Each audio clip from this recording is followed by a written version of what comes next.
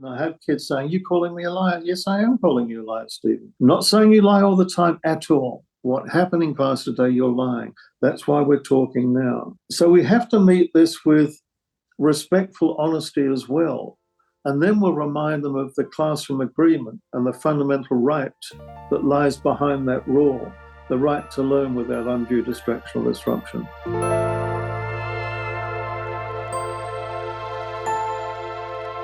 Welcome to this session at the World Education Summit, and I'm absolutely delighted to be joined by Dr. Bill Rogers, and one of my absolute heroes, certainly very formative in my early teaching practice as to what to do and how to work with students and really understand them. So Bill's a really world-renowned author in the areas of discipline, behaviour management, teacher stress, but behind that there's a huge amount of research that's gone on that Bill's conducted personally, as well as worked with those people right at the forefront of it. Well, thank you for that far too generous introduction, Stephen, and I appreciate your invitation. Thank you. We said this is going to be about behaviour management, so I'd just like to sort of you start, Bill. What is behaviour management, just for the for those people there, because I think there's many understandings of it. What's your understanding? Well, when a teacher's in a small room or an open classroom, whatever the environment is, and they've got 25 children there from say 4 right through to 17 in a school context,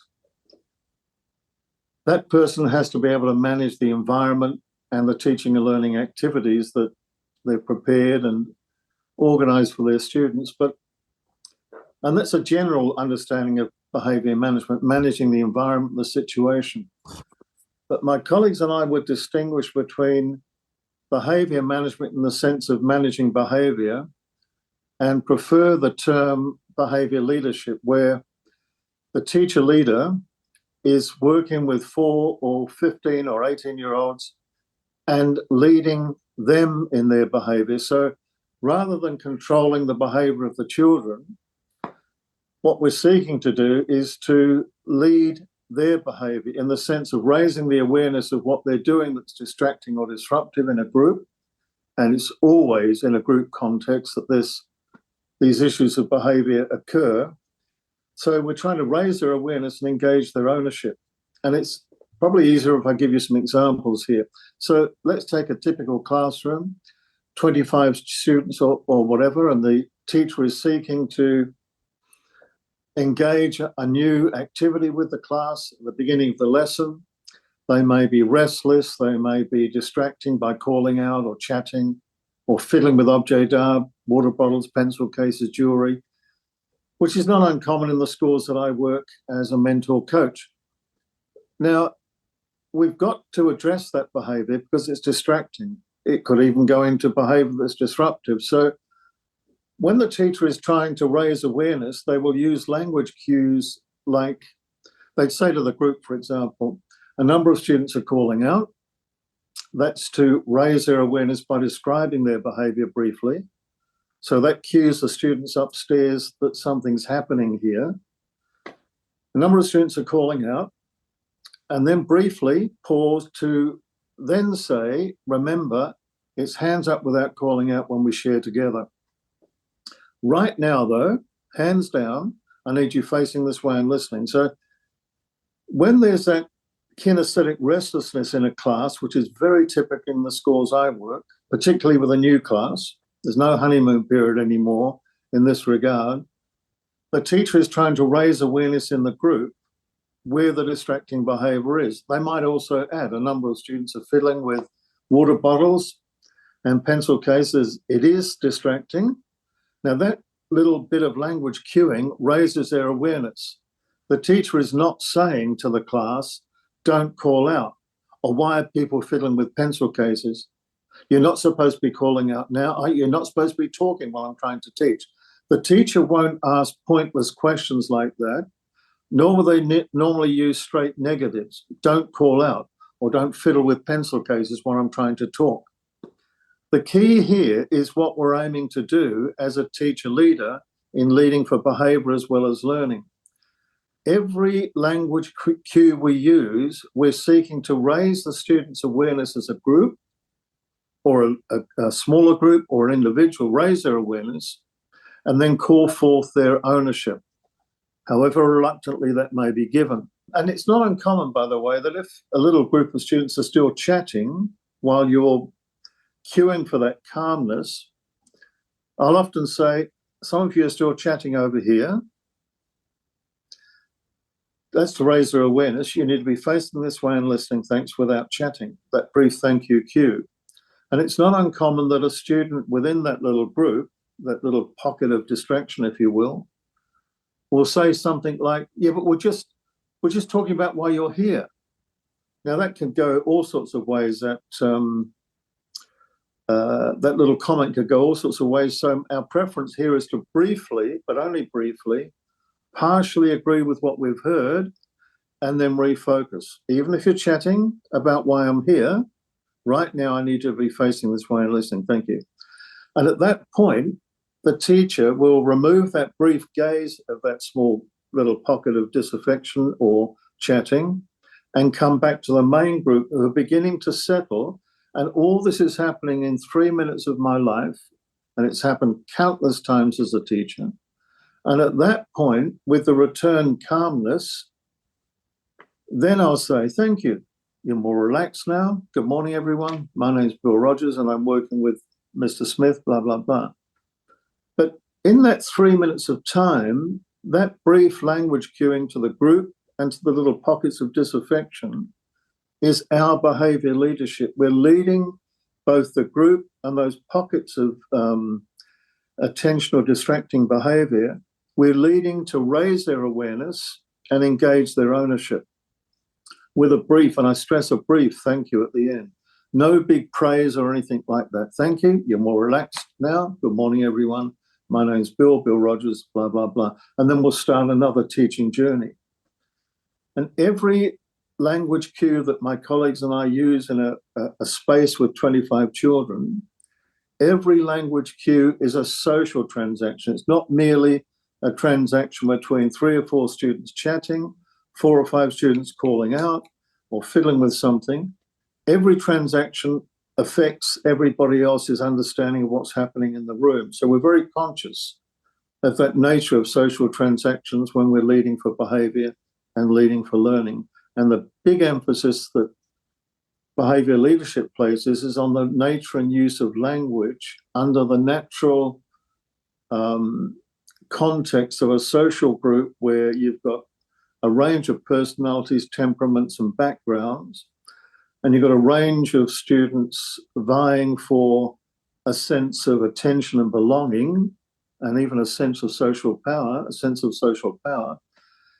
to try to work into that situation with a very conscious way of raising awareness and engaging ownership in a way that respects everybody's rights. And that's the single biggest challenge of behaviour leadership, alongside the management of time, resources, and all the other aspects of what a teacher has to bring to a day after day experience.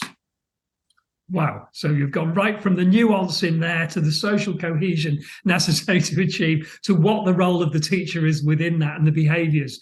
And I mean, it is phenomenal to be able to pull all those ones together so quickly. I love the way that you do that. Can I ask Bill, just for teachers out there, do you think that behaviour has shifted with children? Has it become more challenging? What's happened to that dynamic over the years in your observation? And therefore then, what problems are teachers facing now that perhaps they weren't before?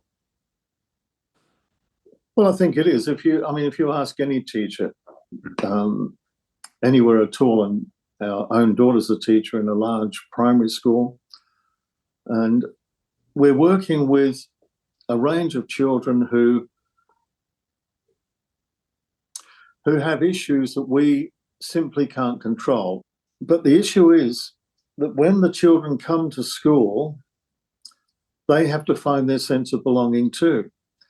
And while we can't control the causative pathology that contributes to that child's behaviour, including his desperate need to belong, and that's a primary social need we all have when we come into any kind of group, and school really is the first major social mix that a child comes into when you think of it from home.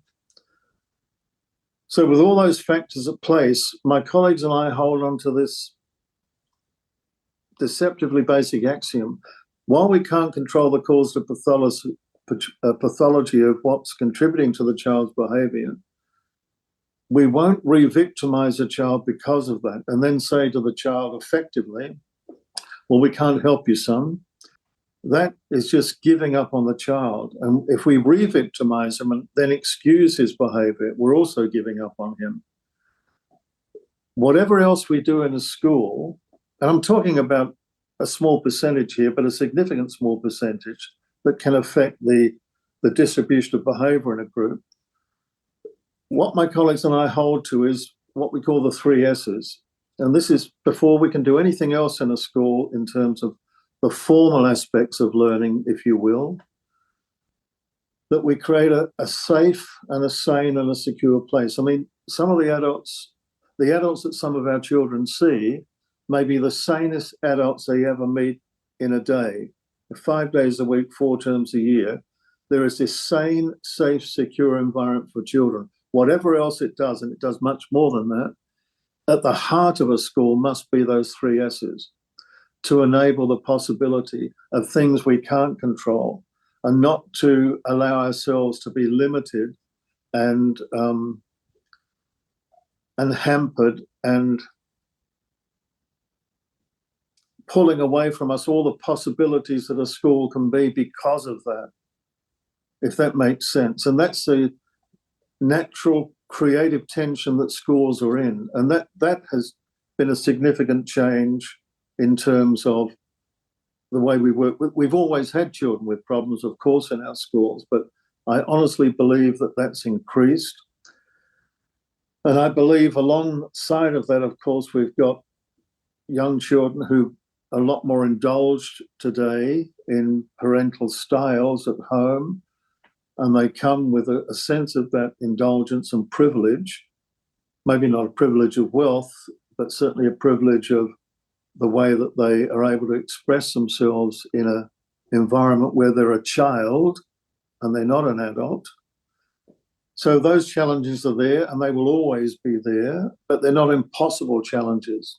And I've seen countless times in Australia and across the world, schools that have made a huge difference to the enabling with children of being aware of their behaviour, taking ownership of it personally and socially to enable that balance of rights and responsibilities in a school dynamic along that pathway of life. And I'll hold to that, and my colleagues hold to that, and we don't allow that causative pathology to limit the possibilities of what we can do. There are challenges, of course, but we don't allow them to limit what our main mission is as a school.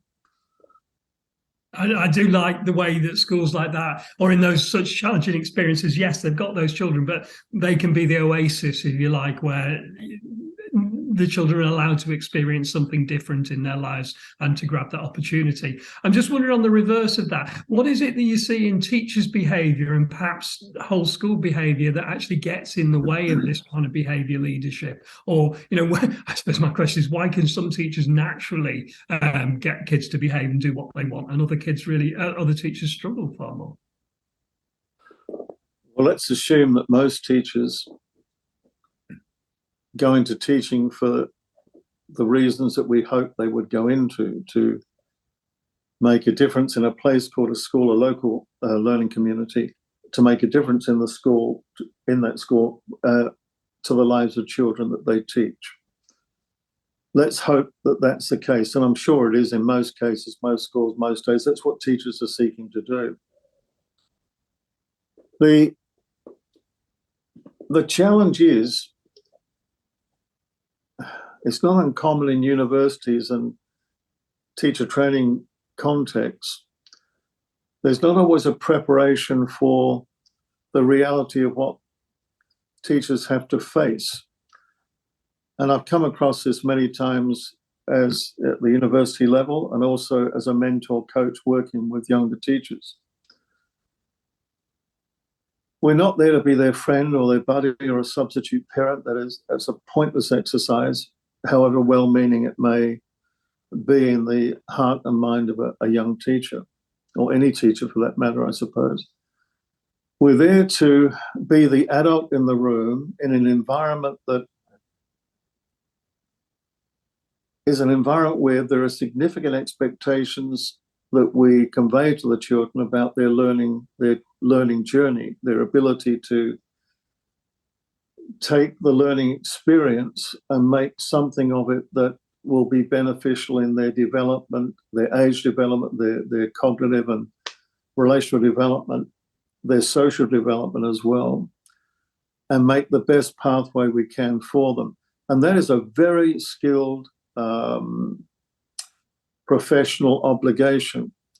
And I have worked with younger teachers from universities who've gone through courses, and yet once they come into the reality of what a classroom dynamic is, with all these different personalities and temperaments, and thankfully, just quickly, within the broad distribution of behaviour, in most schools, even in the most challenging schools I work as a mentor coach, I work on the assumption that within that distribution, at least 60%, sometimes as high as 70% of the children are naturally cooperative because of family dynamics where they've come from. They've learned the give and take of cooperation, good and bad days alike. However, within that distribution, there's about 30%, 20 to 30% on average in the schools I work where there are children from disaffected or dysfunctional environments who, when they try to find their place in the group, that need for social belonging, which is a primary social need we all have, they find their sense of belonging in highly attentional ways, where they're scanning for attention from their peers because of the sense of insecurity they feel that's come from a family dynamic where they've not learned the natural give and take of cooperation, the value of cooperation, however difficult that is. Or they start scanning for power exchanges that become argumentative and challenging and resistant. And then when you add to that mix the diagnosed disorders that were not there when I first went into teaching in the same way, attention deficit spectrum behaviours, autistic spectrum behaviours, oppositional defiant spectrum behaviours, because everything's on a spectrum now. It's not just a limited behaviour disorder. We've got children on medication. You put all of that in the mix. Now, if teachers can learn to engage the natural cooperative understandings of the 70% in those critical first establishment meetings with a new group, it is easier, still challenging, but easier to work with the 30%. Yeah. However, if we can't and are not effectively able to engage that 60 to 70% with the way we lead for behaviour and learning, because you have to lead for both in a classroom dynamic, it makes the challenge of working with the 30% more difficult. And there are lots of long-term ways that individually we can support the children in the 30%. But once they're in a group, you haven't got time to involve in long-term behaviour support or counselling. You've got 25 children in front of you, and you have to deal with that expeditiously. And this is where the skills of behaviour leadership come in. And in some of the universities I work, they're not really teaching that the practical level of that, even to the point of language cueing and non-verbal cueing in the way we present as a teacher leader in those critical first meetings as we're building trust and relationship with them.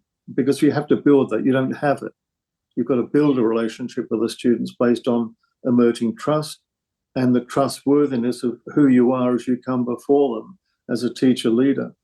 So that's another challenge that contributes to what you might be describing as some of the problems in the area of classroom management, although the term my colleagues and I prefer is behaviour leadership. I like that. A lot of schools moved on to kind of rewards and sanctions and tried various different systems of them. I'm just wondering, based off your observations and research, what would what would you be your take on rewards and sanctions? Well, I struggle with the word reward. I don't struggle with the word sanction, providing we unpack what that means. There's a place for celebration in the life of children at school in all sorts of ways, but not a organizational climate where behavior has to be rewarded for behavior ownership to take place. This is a tricky area, because there are still some teachers who strongly believe that children should be praised for their work, and that's another issue.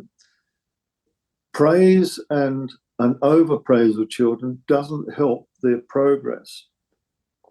I sometimes see in schools teachers, and they've been told this at some stage in their journey, that we should have 5 praise comments to 1 corrective comment. Well, who's going to juggle that kind of algorithm in their head all day? But so rather than praise children with words like brilliant or fantastic or awesome or great, and very little of anything that anyone does is awesome, the word awe, I mean, that you don't look at a child's work and say, this brings awe to me, or it is brilliant.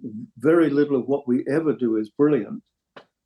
So instead, we use descriptive feedback rather than praise, because when you overpraise children, particularly when little effort's been applied, little meaning effort's been put, how is a child supposed to value his work when he's constantly frequently hearing teachers say, oh, that's great, Adam. That's fantastic, Adam. That's awesome. Descriptive feedback is giving the child information and feedback about his progress and his learning or behavior. And it needs to be done quietly, it needs to be done respectfully so it doesn't embarrass a child, even during classroom time when you're moving around the room. So words like assurance and affirmation and acknowledgement are much more meaningful understandings about the way we communicate to a child than praise is. Praise is a very lofty and a high word that doesn't really fit with talking to a 4 or 15-year-old student about their work, if that makes sense. So we do a lot of work on what we call the language of encouragement. And even in encouragement, you find that word courage, that little bit of acknowledged courage given by the teacher of the child in the progress of his journey or the progress of his behavior. And I don't think the concept of reward or praise fits into that communication dynamic between between teachers and children. And that's a very strong view that my colleagues and I hold, which is sometimes challenging teachers who've been brought up with the idea of giving a stamp every time a child does a tiny bit of writing or gets a couple of algorithms right or something like that. I know John Hattie's one who would say that the motivation comes from the learning itself, but what you were adding there in terms of the feedback within that process was highly nuanced, highly specific, and you can immediately see how it moves from the behavioural element into the learning element. At least describe what was wow about it, if you know what I mean. And very few teachers that I work with would use those grand terms like brilliant, awesome, and fantastic and brilliant. They'd use more meaningful terms, but add to that a respectful, descriptive element so the child himself is being informed. And children know the difference between genuine feedback and where a teacher is simply going through the motions. And I don't want to discredit teachers in their best attempts to communicate and affirm children, but in a busy day, it's not always easy to affirm and acknowledge all the best efforts of your students. And even to get around a whole class and do that is not always easy. But we're very conscious again about the language of encouragement rather than the concept of rewards, although we will have celebrations with classes as a group to celebrate aspects of our journey together. So that specificity and clarity really powers the whole process, I guess. And again, with sanctions, even sanctions like detention, If a student is in detention, we need to think carefully about what we are detaining them for. In that detention setting, we're trying to raise awareness and engage ownership and communicate respect for mutual rights. So we're very conscious of keeping that communication of care and respect, but not in a patronizing way, while still calling him to account. Then we'll describe the behavior of the calling out, the butting in, the inappropriate lateness, the inappropriate wandering during class time, the argumentative behavior when the teacher reminded him to do X, Y, Z. We'll briefly remind him of that. We'll also give him a right of reply, and that's really important. And often students use that right of reply to discount or dissemble. I'm not the only one who calls out. Other people call out too. I think you're picking on me. Other teachers don't hassle me like you do. I was only joking. The list goes on of dissembling and discounting. So we meet every one of those and reframe them. Other kids call out, Stephen, other students do call out. When I reminded them, they put their hand up and continued the discussion. You kept calling out. That's why you and I are talking now. So we reframe every one of those to point back that this is your responsibility. Even if the child denies it, I will say, you did say, or you did do X, Y, Z. And I have kids saying, you calling me a liar? Yes, I am calling you a liar, Stephen. I'm not saying you lie all the time at all, but about this, what happened in class today, you're lying. That's why we're talking now. So we have to meet this with respectful honesty as well. And then we'll remind them of the classroom agreement and the fundamental right that lies behind that rule, the right to learn without undue distraction or disruption, the right to feel safe in the classroom and be treated fairly, and obviously the right to a safe and sane place. So in an age-related way, we'll even bring their attention based on that in an age-related way. And then we'll remind them again and separate amicably. So there's no residual animosity. Even in a 10-minute discussion, there's that element of restorative practice within the sanction. So whenever a sanction is applied, we hold on to this understanding. Is the sanction reasonable? Does it relate to the degree of seriousness of a behavior? And of course, behavior can be very serious or it could be frustratingly minor, but either way, you have to address it at times one-to-one. So is the sanction reasonable in relationship to the behavior? Is the sanction related? And sitting in a detention room just doing nothing is pointless. So at least we give a student a pro forma to write down what he did that caused him to be in detention, what rule or right was affected by his behavior that caused him to be in detention, what his version of events is, his side of the story, if you will. The fourth question, what he can do to fix things, improve things, make things better. And the fifth question, how can your teacher to help you to do what you're suggesting to improve things or make better choices in the future? So those questions, at least during detention, bring us back to the core aims of behaviour leadership, raising awareness, calling forth ownership and responsibility in a way that respects the rights of others. So in a whole school approach, we're very conscious to treat sanctions within the aims of what behaviour leadership is for. And lastly, of course, when we're applying a sanction, keep the respect intact. We don't use it as a chance to or occasion to just get our frustration out about the behaviour of the student, because that's all the student will remember. He won't be focusing on the awareness aspect and the responsibility core that we're giving to him. Now, there's more I could say about that, because sometimes we have to work long-term with some of these students on long-term behaviour support. But those aims are always there.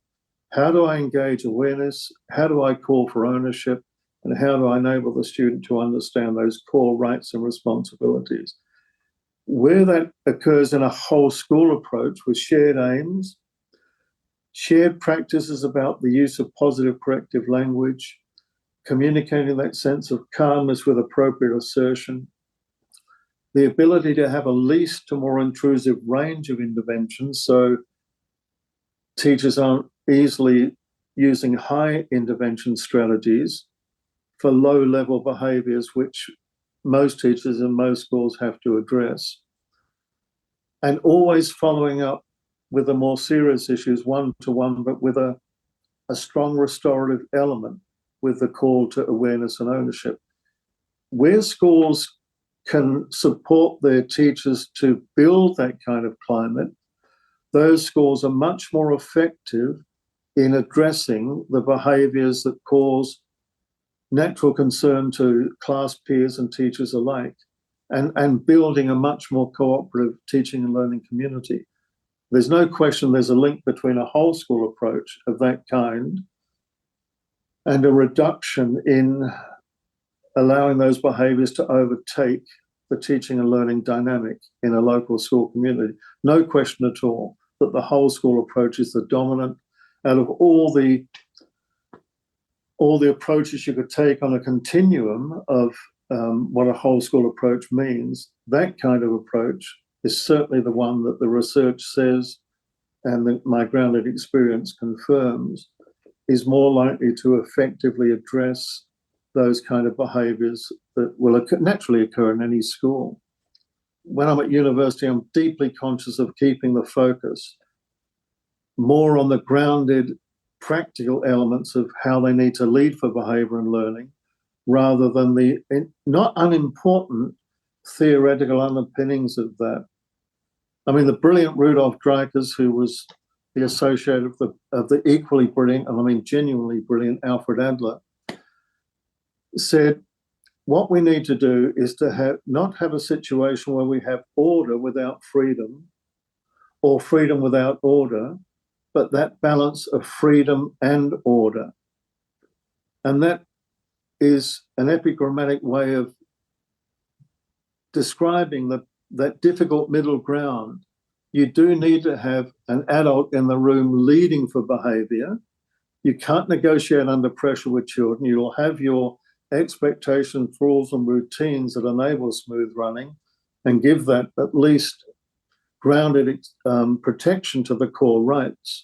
But there needs to be a teacher leader in the room, whether the children are 4 or even 17 years of age. And it's how that leadership is expressed that's likely to bring forth those core aims that I've been rabbiting on about half a dozen times during this discussion. So look, anybody who's listening to this, I wish you all the best, please. Remember, all of this is bad day notwithstanding. You know, there are bad days that our kids easily forgive us for because we're all human. But if we can get some reasonable consistency around the whole school approach, we've done our very, very best with each other to support each other. And lastly, the anchor variable in all of this is the degree of meaningful colleague support that's available in the school. That's the anchor variable that holds all of this together without question. Oh, Roger's absolutely phenomenal. And if there's one thing I'm taking from this is lose the word behaviour management, replace it with behaviour leadership, and really examine what we mean by that leadership, because I just love that whole way from the respect, but that awareness as the moment comes, so that the ownership lies with the individual student, but in a collective way of working. Absolutely phenomenal. Thank you so much for summarising so rapidly.